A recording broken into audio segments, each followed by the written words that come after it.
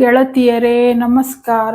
ನಿಮಗೆಲ್ಲರಿಗೂ ನನ್ನ ಯೂಟ್ಯೂಬ್ ಚಾನಲ್ಲಿಗೆ ಸುಸ್ವಾಗತ. ನಾ ಇವತ್ತು ಮೈಕ್ರೋವೇವ್ ಒಳಗೆ ಏನು ಹೊಸದು ಮಾಡಿ ತೋರ್ಸಕ್ಕಪ್ಪ ಅಂದ್ರೆ ಇವು ಹಸಿ ಟೊಮೆಟೊ ಅದಾವ. ಇವು ಹಸಿ ಟೊಮೆಟೊ ಚಟ್ನಿ ಮಾಡಬೇಕಾಗೈತೆ. ಅದಕ್ಕೆ ಇವನ್ನ ಯಾವ ಥರ ನಾವು ಮೈಕ್ರೋವೇವ್ನಾಗ ಹುರ್ಕೋಬೋದು ಅಂತ ಹೇಳಿ ತೋರಿಸ್ತೀನಿ. ಇವು ಇಡೀ ಟೊಮೆಟೊ ಅದಾವ.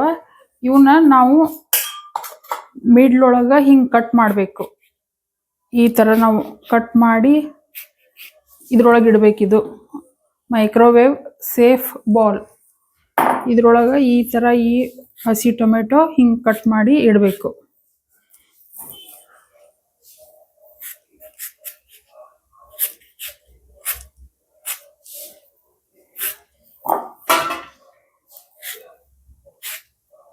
ಇವು ಹಂಗೆ ಇಟ್ರೆ ಇದ್ರೊಳಗೆ ಸಿಡಿತಾವಟ್ಟು. ಅದಕ್ಕೆ ನಾವು ಏನೇ ಮೈಕ್ರೋವೇವ್ನಾಗ ಹುರಿಯೋದಿರಲಿ ಇದು ಮಾಡೋದಿರಲಿ ಇಡಬಾರ್ದು. ಈ ಥರ ಅವನ್ನ ಕಟ್ ಮಾಡಿನೇ ಇಡಬೇಕು. ಆಮ್ಯಾಗ ಇವು ಹಸಿ ಮೆಣಸಿನ್ಕಾಯಿ 4 ಅದಾವ. ಇವನು ಕಟ್ ಮಾಡಿ ಇದ್ರಾಗ ಹಾಕ್ತೀವಿ.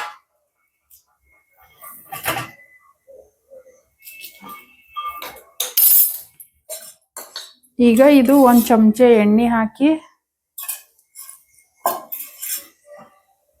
ಇದನ್ನ ಮೈಕ್ರೋವೇವ್ ಒಳಗೆ ಈಗ ಇಟ್ಟು 3 ನಿಮಿಷ ಇಡ್ತೀನಿ.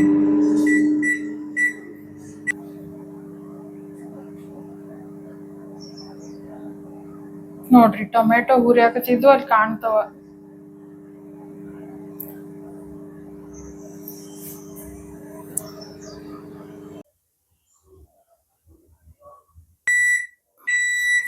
ನೋಡೋಣ ಫ್ರೆಂಡ್ಸ್, ಈಗ ಇವು ಹೆಂಗಾಗ್ಯಾವ ಅಂತೇಳಿ ಟೊಮೆಟೊ ತೆಗೆದು ಹಸಿ ಟೊಮೆಟೊ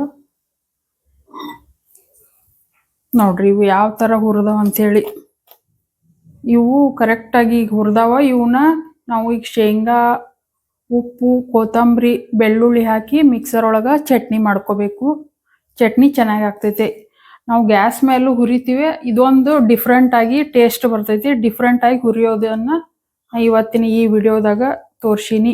ನಿಮಗೆ ಈ ವಿಡಿಯೋ ಉಪಯುಕ್ತ ಆಯ್ತು ಅಂಥೇಳಿ ಭಾವಿಸೀನಿ. ನೀವು ಈ ಥರ ಹಸಿ ಟೊಮೆಟೊ ಚಟ್ನಿ ಮಾಡೋರಿದ್ರೆ ಇಡೀ ಕಾಯಿಯನ್ನು ಒಂದು ಸ್ವಲ್ಪ ಸೀಳಿ ಈ ಮೈಕ್ರೋವೇವ್ ಬೌಲ್ ಒಳಗೆ ಹಾಕಿ 5 ನಿಮಿಷ ಸೆಟ್ ಮಾಡಿಡ್ರಿ. ಟೈಮ್ ಚೆನ್ನಾಗಿ ಹುರಿತಾವ. Thank you for watching.